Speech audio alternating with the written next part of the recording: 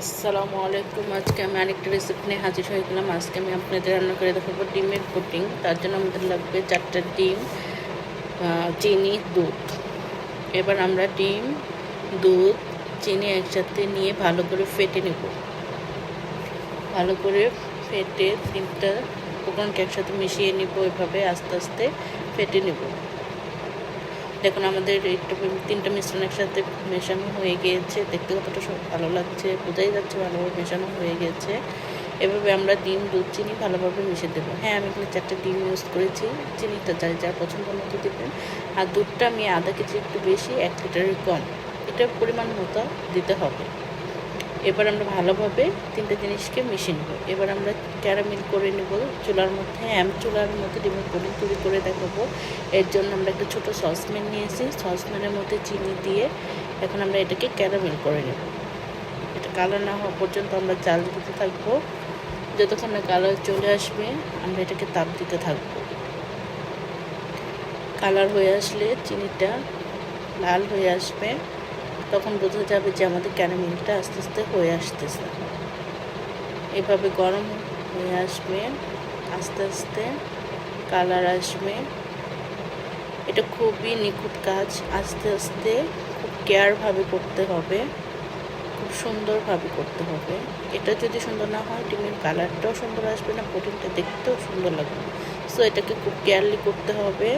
দেখুন আমার ক্যারামেল আস্তে আস্তে হয়ে আসতেছে, কালার আসতেছে, বোঝাই যাচ্ছে কি সুন্দর কালার চলে আসতেছে।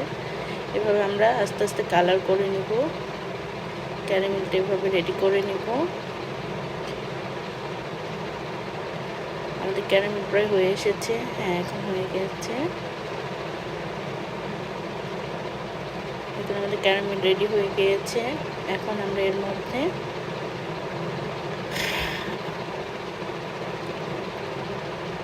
দেখুন কি সুন্দর কালার চলে আসছে, দেখতে কতটা সুন্দর লাগছে। আশা করি কালারটাও সুন্দর আসবে। এখন আমরা ওই মিশ্রণটা এর মধ্যে দিয়ে দিব, সবগুলো ওর মধ্যে ঢেলে দিব। এখন আমরা একটা পাতিলে পানি দিয়ে দিব, তার মধ্যে একটা স্টিলের বসানোর কিছু একটা দিয়ে দিব, যাতে করে আমরা সসপ্যানটা বসাইতে পারি। এখন এই সসপ্যানটা ওটার পানির উপরে বসিয়ে দেব। পানির উপর বসিয়ে এটাকে ঢাকনা দিয়ে ঢেকে দিব। ঢাকনা দিয়ে ঢেকে এর মধ্যে একটু ভারী কিছু দিয়ে দিব, যাতে করে হাওয়া বাতাস কিছু ঢুকতে না পারে।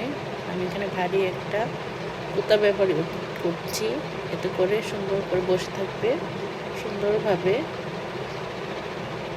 বসে থাকবে। দেখুন আমাদের পুডিং হয়ে এসেছে, দেখতে কতটা সুন্দর লাগছে। আশা করি খেতেও অনেকটা ভালো লাগবে। এভাবে করে খাবেন, ভালো লাগবে। আমার চ্যানেল ভালো লাগলে অবশ্যই একটা সাবস্ক্রাইব করবেন। ধন্যবাদ।